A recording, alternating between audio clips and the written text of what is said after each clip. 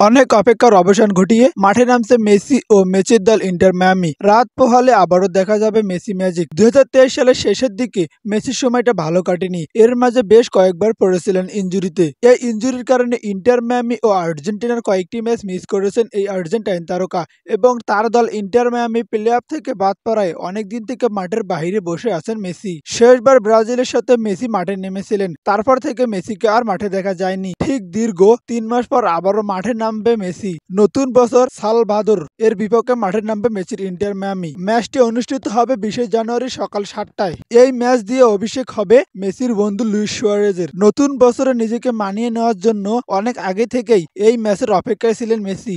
এই ম্যাচগুলোর পর আগামী ২ ফেব্রুয়ারি রিয়াদ সিজন কাপ উপলক্ষে রোনালদোর আল নাসেরের বিপক্ষে মাঠে নামবে মেসির ইন্টার মিয়ামি। তাই গুরুত্বপূর্ণ ম্যাচের আগে নিজেকে প্রস্তুত করতে মেসির সামনে এটাই বড় সুযোগ।